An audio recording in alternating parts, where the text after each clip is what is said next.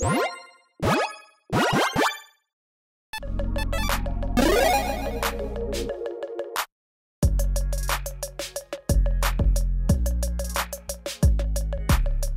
everyone, Mitch coming in from not the Commander's Core studio, hopefully for the last time in a little while. Welcome to the show. So on today's episode, I've got a great episode for you.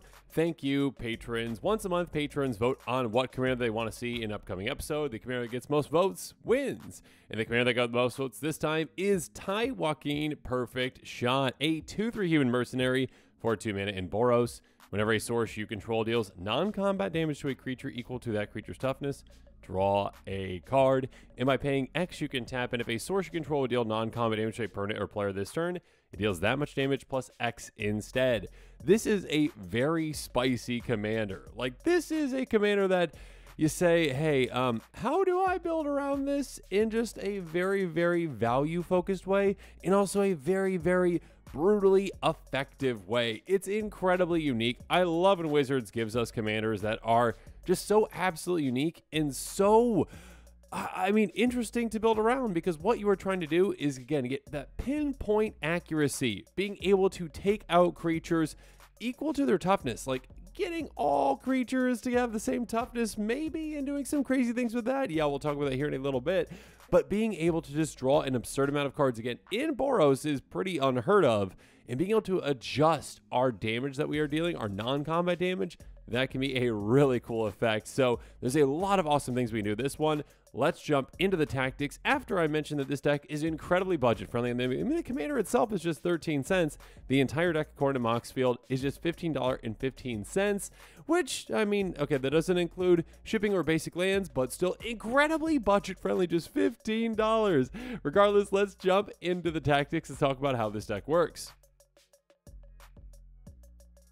So first up, we've got Harmonious Archon in the Golden Pig of this deck, of course. The Golden Pig, the #1 card out of 99. Now, this is a card that might not show up as the Golden Pig for many decks out there, but my goodness, is this a spicy card. A 4/5 Archon with flying that costs 6 mana. Non-Archon creatures have base power toughness 3/3. When it enters, create 2 1/1 base, or sorry, 1/1 white EV creature tokens. I mean, they have base power 1/1, but they get changed to 3/3. So essentially, right? I mean, this is a 10 power across 3 bodies creature essentially, which is quite nice to start off. But more importantly, it changes basically every single creature out there into a 3/3. Keep in mind, any other Archons out there will not change, but no one's playing like Archon specifically, so there you go. So basically, every single creature comes a 3/3, which means that our commander now can just line up that shot and ensure that we are taking out every single creature we want to at once. Now you might be thinking, okay, well, our creatures are put in the crosshairs as well then, but we've got ways to either save those, to change their toughness potentially, or just to damage our opponent's creatures too. So yeah, this just line things up for us so that we can say, oh, all my opponent's creatures, all 15 or so of them, are 3/3s. Cool, let's deal 3 damage exactly, thank you, commander, to those creatures, and then take them all out, draw 15 cards. Yeah, that's pretty incredible. So yeah, the Golden Pig, definitely worthy of that title, Harmonious Archon. And then let's move on to tactic number 2, the Golden Piglet. I'm just going to call it that because this is quite close. And there's only so many of these types of effects. So yeah, it's a very impactful one. Enchantment Aura Curse for 5 mana in total. Curse of Conformity. Enchant player, non-legendary creatures enchant player controls a base power toughness 3/3 and lose all creature types. So being able to throw this on an opponent and say, you know what's happening to you? You're in trouble. All of your creatures are again the exact same, except for probably your commander essentially. And all of a sudden now, every single time I cast maybe just a tiny little ping spell that I can actually turn into something greater, I can take out your entire team again and again and again whenever I want to. In a reverse way, though, you could also utilize this potentially as an Anthem for yourself if you've got a lot of tiny creatures in play, so do keep that in mind. It is flexible. That being said, yeah, a great thing to put on an opponent and be like, yeah, I'm going to take out your creatures. Next up, let's go on to tactic number 3. This is the Anthem Paladin class. I just talked about Palladium Mirror on a couple episodes apparently. Anyways, Paladin class, a single white mana for an enchantment class. Spells your opponents cast during your turn cost 1 more to cast. Level 2, creatures control get +1/+1. Level 3, whenever you attack until end of turn, target tank creature gets +1 for each other tank creature gains double strike. Here's the thing, this is valuable on all levels. First of all, making it so your opponent's spells are harder to cast in your turn, that's always just going to be a good thing. An opponent being like, I'm going to counter that. Oh wait, I've got to pay 1 extra mana. Can I even do that? That's nice. Obviously, the Anthem is huge for us though, and let me explain. Again, if we've got something out in play like Harmonious Archon, where we're changing everything's toughness is, cool, everything's the same. Now we're like, by the way, our creatures aren't the same as yours. Now our creatures are 4/4s instead of 3/3s. If we cast that ping spell, adjust with our commander, all of a sudden take out everything at 3 toughness, our creatures survive. Or just, if we are taking out all creatures with ping spells, our creatures are going to be, at a higher amount of toughness so they can survive as well. And of course, with that last part, that can be a good finisher for us as well. We're going to have a lot of creatures. We'll talk about that here in a little bit. So attacking with those things and having our commander get pumped a ton and have double strike, that can be a one-shot KO. Next up, Glorious Anthem. Very simple, very effective. Creatures get +1/+1 that we control. In the trenches, exact same thing, but we can also utilize this as removal too, until this leaves. Next up, Castle. Very strange, very good. Enchantment for 4 mana, untapped creatures control get +0/+2. Again, if we are in that scenario where we need to just wipe the board and we say, you know what, opponents, your creatures are the exact same or about the same, our creatures would be, but we're going to keep them untapped, and all of a sudden they survive. Next up, Commander's Insignia. +1/+1 for each time you've cast your commander for the commands on this game. Again, our commander costs very, very little. Being able to cast and recast is very easy for us, and again, a massive pump effect like this can be huge.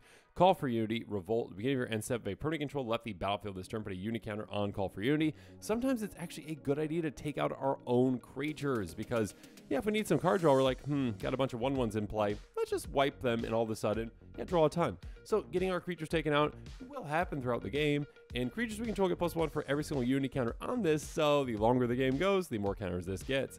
Next up, Dictate Affiliate. We can flash this in, and creatures we control get +2/+2. A great, potentially surprise Anthem in combat as well. Next up, tactic number 4, Horn of Valhalla starts us off in token time. An equipment for 1 and a white, but we can actually just cast it first as an adventure sorcery. Create X 1/1 white soldier creature token. So yeah, flood the board with creatures, that's great for us. Create creatures +1 for each creature you control. So again, we can pump our commander a ton. Obviously helps out in a multitude of ways. Next up, March the Canonized. Make X 1/1 vampire creature tokens the lifelink when this enters. Also, if we've got a lot of devotion to white or black, white, we're in Boros, 7 or greater, make a 4/3 on our upkeep. That's got flying. Next up, a Crowan Horse. This is a really cool card. 0/4, we give it to an opponent, and all of a sudden, at the beginning of our upkeep, every one of that player's opponents gets a 1/1, and again, that's just a supply of card draw for us. Basically, Decree of Justice, we can cycle this away to make a bunch of 1/1s, or later in the game, if we've got a bunch of mana, and we've got plenty of ways to make mana, make a bunch of Angels, 4/4 flyers. Next up, Outlaw's Merriment. Beginning of our upkeep, we're getting one thing at random. It's a 3/1 with Trample and Haste, a 2/1 with Lifelink and Haste, or a 1/2 with Haste, and when it enters the battlefield, 1 damage any target. Yeah, any of those can be very helpful for us. Shram's Expertise, make 3 1/1s and also cast something 3 or less for free from our hand. We've got plenty of those. Assemble Legion. Basically, we get 1 soldier one time. The next time we get 2 soldiers, then 3, then 4. This adds up throughout the game. We're going to be making a ton of soldiers to just demolish our opponents. Increasing Devotion, make 5 humans, and they can flash it back to make 10 actually instead. Then there's Visions of Glory. Oh my goodness, this can make us a ton. Create a 1/1 white human creature token for each creature we control, and we can flash this back as well. Darien is great a lot of different ways for us. Whenever you're dealt damage, you may create that many 1/1 white soldier creature tokens. So all of a sudden we're like, hey, you know what? Opponents, come on, hit me. Go ahead and hit me. Make me a bunch of 1/1s that can turn into either card draw or, again, decimate you with all these anthems. Elspeth, Sun's Champion. You can make 3 1/1s. You can destroy some big creatures. You can also get an emblem. What's not to love about this card? Silver Swing Squadron. Speaking of a card that you absolutely love, a Star Flying Vigilant that is power equal to our number of creatures we control and toughness as well. So a huge heavy hitter for us, and on top of that, whenever it attacks, we get a 2/2 white knight creature token with vigilance, equal number of opponents we have. So yeah, probably 3 for a while. Deploy the Front, another great card for us. Make X 1/1 soldiers, where X is the number of creatures on the battlefield, including our opponents. Yes, can give us a ton of creatures to flood the board. Next up, though, let's go on to tactic number 5, very simply called Ping, because, yeah, we're going to be pinging some things. Electrickery is a good one. 1 damage to target creature control, but we're going to be overloading this. So every single creature we don't control takes 1 damage. And again, our commander can adjust that amount. Again, turn the knob, change it to whatever amount we need to change it to wipe out our opponent's creatures. Tectonic Hazard, very simple. 1 damage to each opponent, each creature they control. Again, being able to adjust this amount can be huge. Also as a finisher potentially because it hits our opponents too. Boiling Earth, 1 damage to each creature opponents control. You can also awaken it if you really want to. Cinderclasm, 1 damage to each creature if it was kicked, 2 damage instead. So just 1 extra mana kick if we need to. Speed of 2 damage, Pyroclasm, 2 damage to every single creature out there. Rain of Embers, 1 damage to each creature and each player. This hits us too, but that's okay. Scouring Sands, 1 damage to each creature opponents control, and we also get to scry 1. Smash to Dust, destroy target artifact, destroy target creature defender. That could come in handy maybe against like a Ricksmithy's deck. Smash to Dust deals 1 damage to each creature opponents control is probably the mode we're going to choose the most. Barrage of Boulders, 1 damage to each creature on control, and if we control a creature of power 4 or greater, creatures can't block this turn, so this can be a finisher for us as well. Goblin Chain Whirler, 3/3 with first strike, ETBs, pings all opponents, and pings all creatures and planeswalkers they control. Into the fire, 2 damage to every single creature, planeswalker, and battle. But also we can, instead, if we need to, put any number of cards from our hand on the bottom of our library, then draw that many cards +1, so reset your hand when needed. A creature that can help us out, a 2/3 Viashino Rogue for 4 mana, enters the battlefield, 1 damage each opponent, and 1 damage each creature they control. Fiery Confluence, very flexible for us. Choose 3 save mode more than once if you want to. 1 damage to every single creature, 2 damage each opponent, or destroy target artifact. Fang Dragon, another flexible card for us. Sorcery Adventure, 1 damage each creature we don't control, or it's a 6/3 flyer, when you do get it in play. Next up though, tactic number 6, Big Ping. Yeah, Starstorm can be a great one for us. X damage each creature, or we can cycle away for 3 mana. This can be a good panic button for us because let's say our commander is not on the battlefield and we need a way to just wipe the board. A lot of our little pings won't help us with that, but this one most definitely will. We can just say, you know what? I'm not liking what's going on here. Or if our commander is on the battlefield, of course, yeah, we can still just utilize this in a fantastic fashion to help ourselves. Exocrine is somewhat similar, a 2/2 Tyrannid for X2 and a red. Ravenous, so enters with counters, 5 is, more counters. We get to draw a card too. When it enters the battlefield, it's X damage to each creature and each player and each other creature, so we can wipe out a lot of things, have this be a massive threat on the board as well. Then there's Fire Ants. This one is great for us, a 2/1 insect that costs 3 mana. We can tap it to deal 1 damage to each other creature without flying. So that's a great repeatable ping effect. Again, we can take advantage with our commander to adjust that amount to turn that knob into wipe out creatures and draw a ton of cards. But now on to tactic number 7, stick around, because yeah, we got other ways outside of our anthems to ensure that our creatures are going to be sticking around and our opponent's creatures might not be. A 3/3 human cleric, we got frontline medic for 3 mana. Battalion, whenever this and at least 2 other creatures attack, creature control gain indestructible on turn. We can also sacrifice this to counter target spell that has X mana cost unless they pay an extra 3. But yeah, basically, hey, we attack. We've got a lot of creatures with this deck. We're going to be attacking quite a bit, and all of a sudden, yeah, creatures are indestructible. Now it doesn't matter if we're casting those giant ping effects that we adjust to wipe out creatures. Stalwart Pathlighter, a 3/1 human soldier for 3 mana. Vigilance, at the beginning of combat on your turn, if you control 3 or more creatures with different powers, creature control gain indestructible on turn. We got plenty of different powers. We're going to be able to say, you know what? We're okay being able to say indestructible. Let's just have it that way. Unbreakable Formation, great as well. Creatures gain indestructible that we control. On top of that, if we cast during main phase, we get a counter on those creatures that gain vigilance. That can be a nice little pump effect for us. Your Temple's Under Attack is another option. Indestructible if you need it for your creatures, or you and target opponent each draw 2 cards. In desperation, we can do that and make a deal.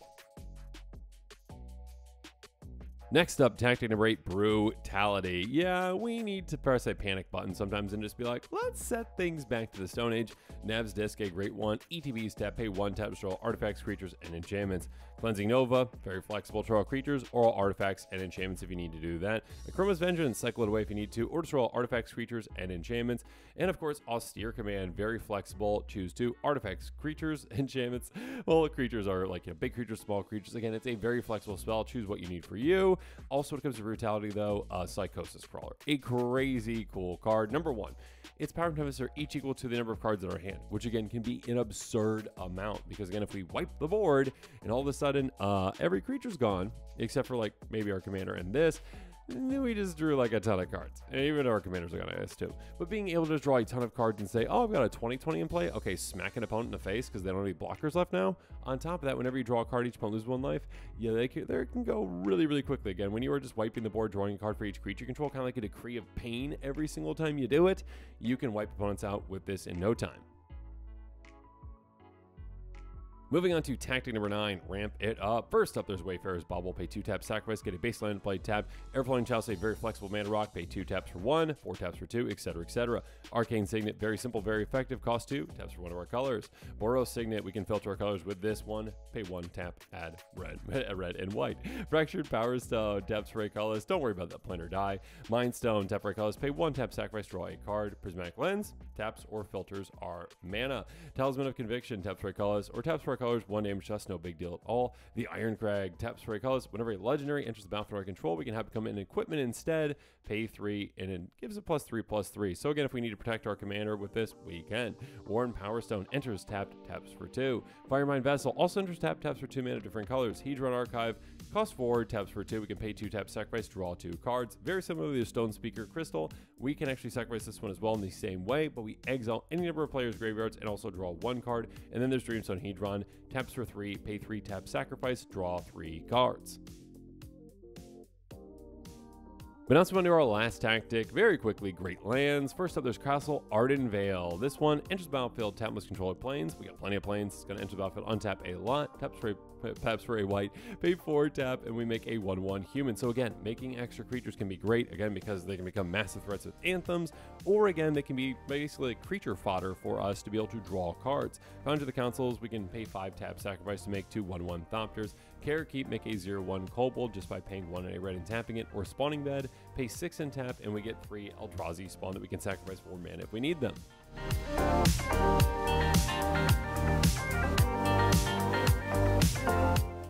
This show and episodes like this one are possible thanks to viewers like you. If you're looking for an easy way to help support this show, make sure that you like, share, and subscribe. Also, hit that bell notification icon so you don't miss any new episodes. You can also go check out our playmats and other merchandise at thecommandersquarters.com. We also have a ton of brand new t-shirt designs in stock, so make sure you check out those as well. Another easy way to support this show is with our TCG Player affiliate links. So whether you're buying a deck or individual cards, you can use this general link right here or one in the description. And the final way that you can support this show is by supporting us directly by becoming a patron. There are many benefits to being a patron, and I truly couldn't do this without all of their support.